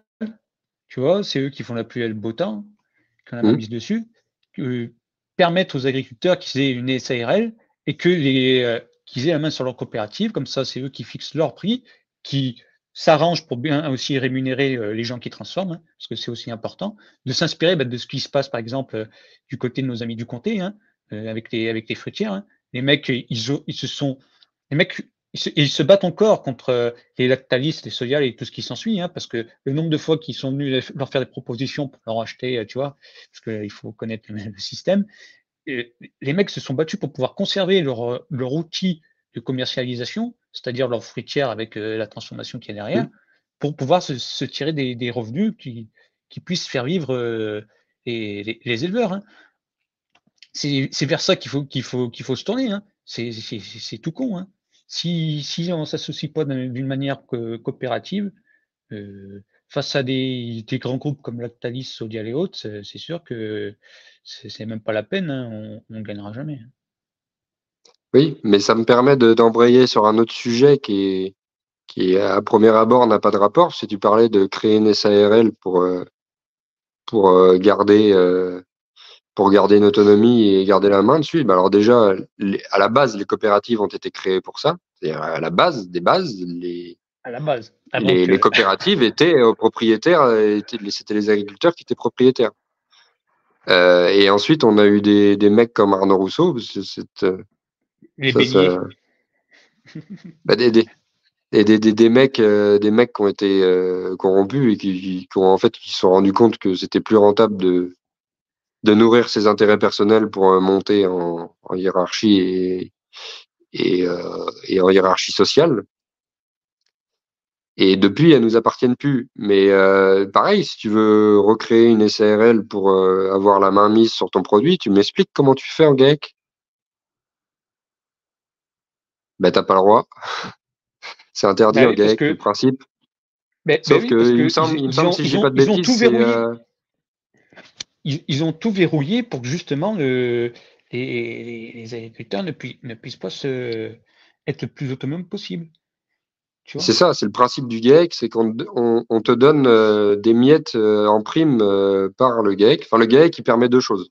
Il permet d'opposer les paysans entre eux et les enfermer dans leur ferme à plein temps. Euh, les, les, les, les, merde, les opposer entre eux, ben, les gens ils vont dire mais pourquoi? Mais parce qu'en fait, les primes, c'est toujours par rapport à un nombre d'animaux et un nombre d'hectares.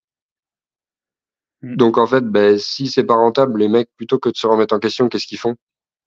Ben, ils disent il me faut plus d'animaux. Et après, vu que tu as plus d'animaux, ben, tu dis merde, j'ai plus assez à bouffer. Bon, ben, il me faut plus d'hectares. Et c'est une sorte de cercle sans fin qu'opposent les paysans à se bouffer entre eux.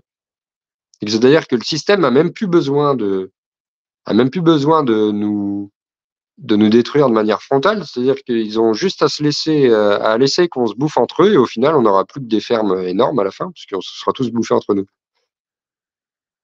Et Oui, ensuite, je parlais de l'autre raison, c'est-à-dire que ils nous donnent des primes un peu alléchantes. Nous, enfants de la Terre, on a l'impression que c'est beaucoup d'argent parce que par rapport à notre hiérarchie sociale et là d'où on vient, dès que tu commences à faire la multiplication des primes qu'on te donne, ça te donne tout de suite des montants style 50 000, 100 000, 200 000 euros. Et nous, on a l'impression que c'est beaucoup d'argent. Il faut savoir que pour le grand capital, c'est que des miettes, ce qu'on représente, que les aides qui sont données au GAEC, c'est que des miettes. Euh, Pareil, les gauchistes là, qui ont tendance à dire ouais, mais vous avez vu combien vous êtes subventionnés. Tu t'appelles ça beaucoup d'argent, toi, en plus, quand tu redonnes tout. Et en fait, nous, on a l'impression que c'est beaucoup d'argent et en fait, on se fait happer par ça. Et une fois que tu es en GAEC, c'est fini. C'est-à-dire que quand ils montent un nouveau projet, les mecs, ils reprennent une exploitation, ils grossissent de 20 vaches. Oups là. Le téléphone vient de tomber. Toujours là. oui, je suis toujours là. Oui. Je t'écoute. En fait, ils grossissent en vaches. Ensuite, ils font un emprunt pour construire un nouveau bâtiment, un robot, etc., un projet. Et ensuite, c'est le projet, il tient à partir du moment où tu es en bonne santé pour travailler suffisamment longtemps pour payer Mm. les banques. Et c'est même plus toi, ton projet et les banques, c'est en plus, c'est les primes qui font ton revenu. C'est-à-dire qu'avant, quand tu voulais créer un projet, tu avais toi la banque. Maintenant, il y a la PAC aussi qui fait banque. Parce que c'est la PAC qui va faire ton salaire le reste de l'année. Et donc, en fait, on crée Oui. encore une fois un intermédiaire en plus, une dépendance en plus. Et à partir du moment où tu as signé pour un prêt sur 10, 15, 20 ans, en fait, tu es fini. Tu n'as plus le choix que de travailler. Et en fait, tu es pris parce que à partir du moment où tu es en GAEC, ton exclusivité est au GAEC. Donc, tu peux pas créer, parce qu'on sait qu'aujourd'hui, si tu veux faire de la vente directe, démarrer une autre activité en plus, il y a un moment, si tu commences à faire du chiffre d'affaires, il va falloir que tu fasses un Oui, je montage vois. fiscal pour pas être taxé, etc. Donc, il n'y a pas le Oui, choix que de faire des montages fiscaux, créer d'autres sociétés. oui, mais bien sûr, mais c'est ce que je disais, comme tu as énuméré ouais, ce problème qui pourrait empêcher la création de SARL. C'est parce que oui, juridiquement, ils ont tout fait pour pouvoir se couvrir derrière, pour pouvoir continuer à garder le monopole. Hmm. Tout est bien pensé. C'est pour ça que là, il faut se battre. si on se bat pas, c'est sûr que C'est pour ça qu'il faut se battre on va rien changer. pour apporter une autre vision, rappeler les choses pour que et répéter. Mais après, c'est comme je dis souvent aux mecs que j'ai aux gens avec qui je discute en message privé, que ce soit sur Instagram ou en commentaire YouTube, je me fais pas d'illusions. Aujourd'hui, malheureusement, on va finir sur une note pessimiste, mais bon, on va essayer de donner de l'espoir à la fin aux gens quand même. On va essayer de terminer sur une bonne note. Mais pour continuer mon propos, c'est-à-dire que la majorité du monde agricole est déjà perdu. Mais moi, ce que j'ai envie de me concentrer, c'est que je crois sur une élite qui a envie de préserver ce patrimoine, revenir à préserver le terroir. Et ce terroir-là, il est encore sauvable par ouais, encore une fois, je vais me mettre en avant, on va dire des mecs comme moi. Et il en faut d'autres, des mecs comme moi. C'est-à-dire que moi, tout seul, je vais rien faire. Ça, j'en ai pleinement conscience.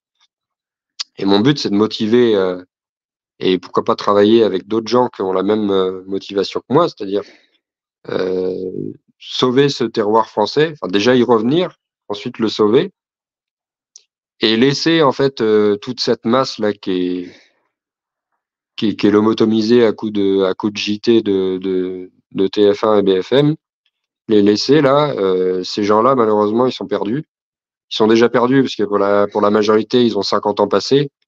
Et quand tu discutes avec eux, oui, bon, ben, c'est pas à 10 ans, 5 ans de la retraite que je vais changer et faire d'autres investissements pour changer ma production. Et c'est ces mêmes mecs-là qui te disent, ah ben, j'ai installé un jeune. Et t'as installé un jeune, mais tu lui as donné ta ferme. Ah non, non, non, mais il l'a racheté.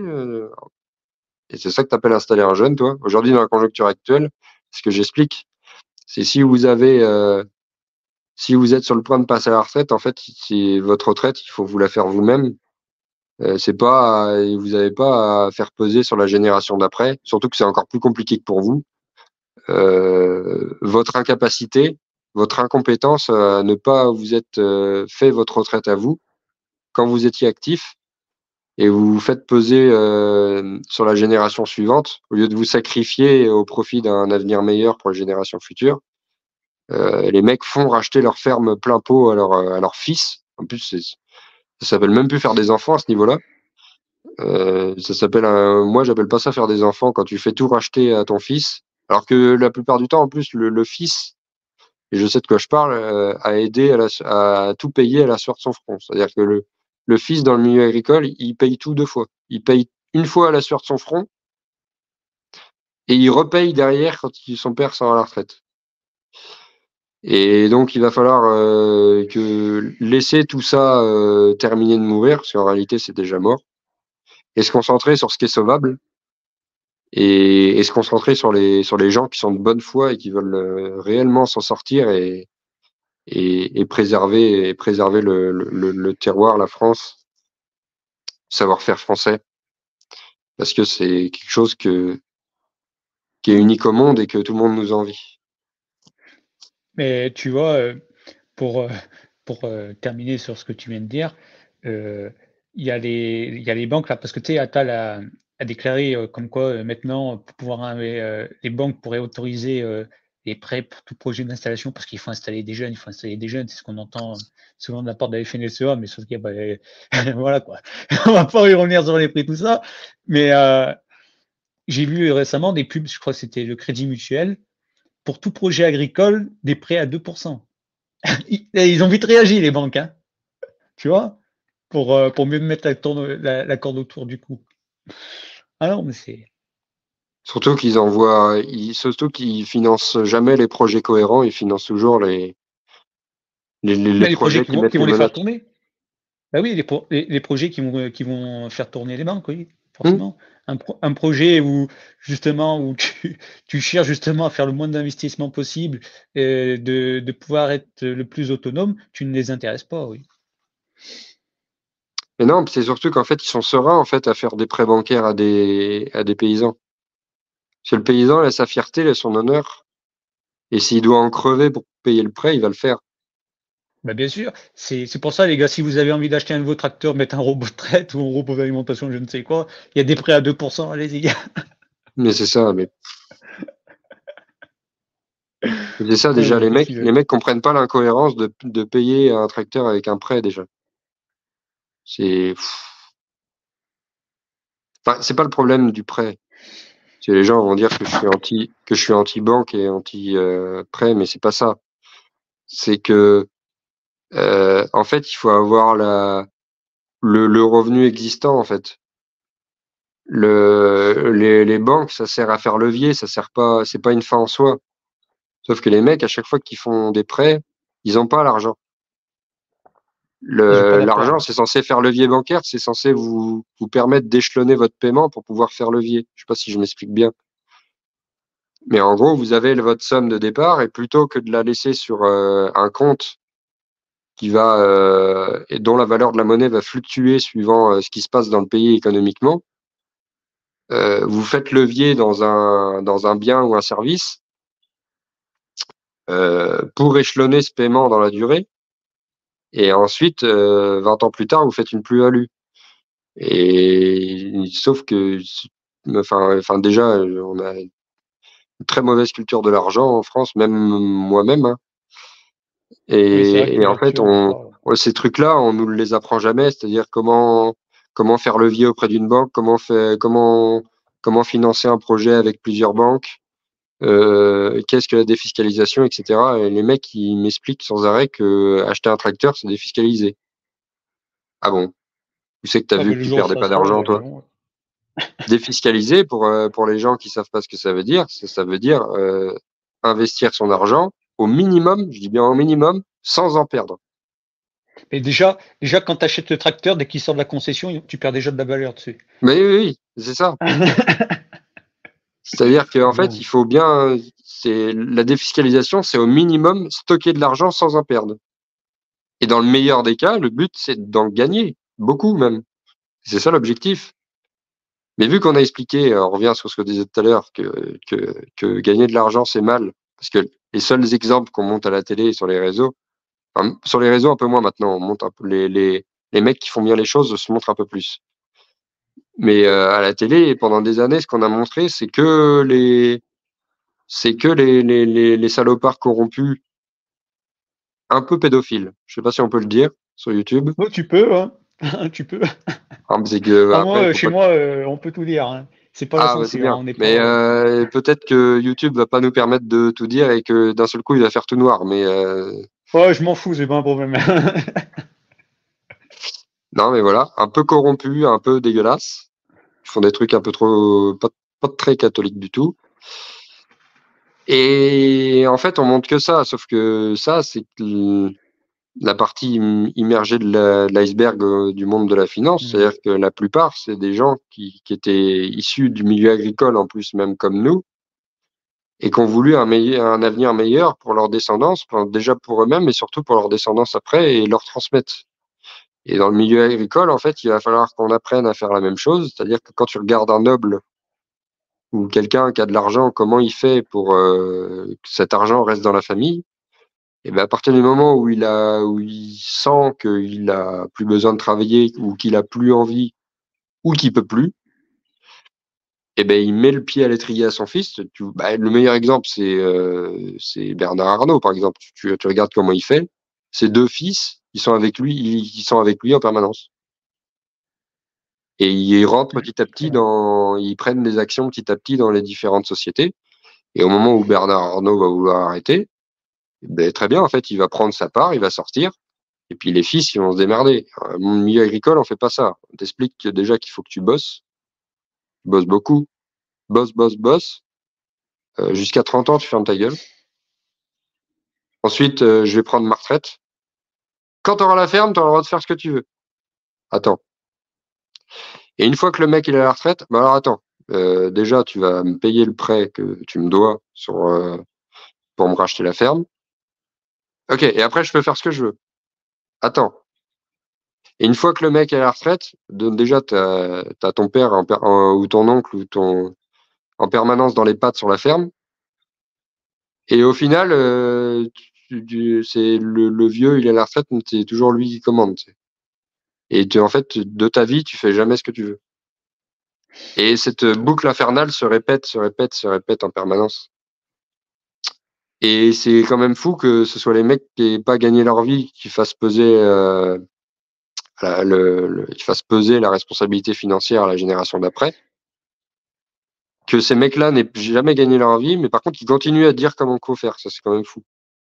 Dans un monde qu'ils n'ont pas connu. C'est-à-dire qu'aujourd'hui, en 2024, c'est quand même.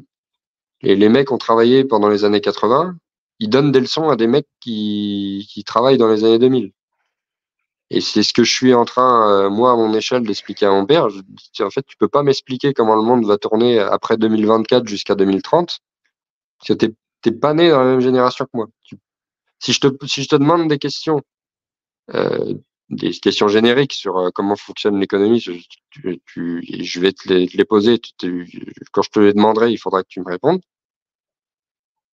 Mais tu peux pas, mais la génération de nos parents ne peut pas nous expliquer comment après 2020 ça va se passer.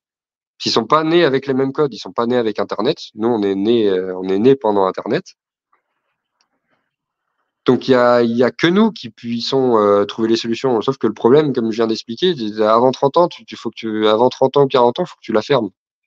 Mais c'est pendant notre vingtaine et pendant qu'on a le plus de vigueur et de force de travail qu'il faut monter des projets pour s'en sortir.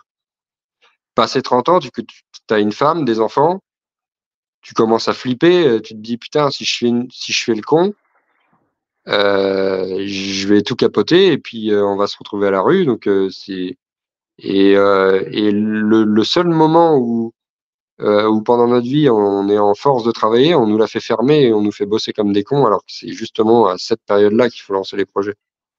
C'est pour ça que je suis très content qu'il y ait j'ai plein de mecs qui sont en études en ce moment, qui sont mineurs, et justement, je suis très content de les prendre, de les avoir dans le trafic aussitôt.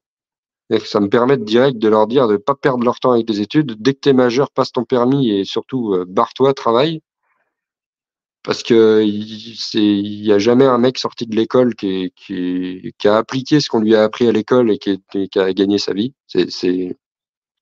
Depuis la République, c'est jamais arrivé. Donc il n'y a pas de raison que ça arrive aujourd'hui. Donc barrez-vous, arrêtez les études. À part si c'est nécessaire, on s'entend bien. Si t'es médecin, faut bien que tu saches où est positionné le cœur. Si tu fais une opération à cœur ouvert, vaut mieux que tu saches comment c'est fait à l'intérieur. Mais hors ce genre de truc, l'agriculture, là où ça Hippocrate n'a fonctionnait le mieux, jamais fait c'était d'études de quand médecine. c'était Hein. par transmission. De quoi? Non, je disais une blague, je disais pourtant Hippocrate, il n'a jamais fait d'études de médecine. J'ai pas Donc, la ref, excuse-moi. Hippocrate, tu sais, c'est le serment d'Hippocrate sur lequel Ah, les médecins y jurent, tout ça. ah oui. C'était un médecin à l'époque grecque de la Grèce antique, c'est pour ça. Mais bon. Ouais, en ce moment, Mais les médecins, ils n'ont le serment d'Hippocrate que le serment d'Hypocrite. exactement. Écoute, Malheureusement. on va arriver vers la fin de cet épisode. Je vais te proposer, si tu as quelque chose de particulier à dire en mot de la fin.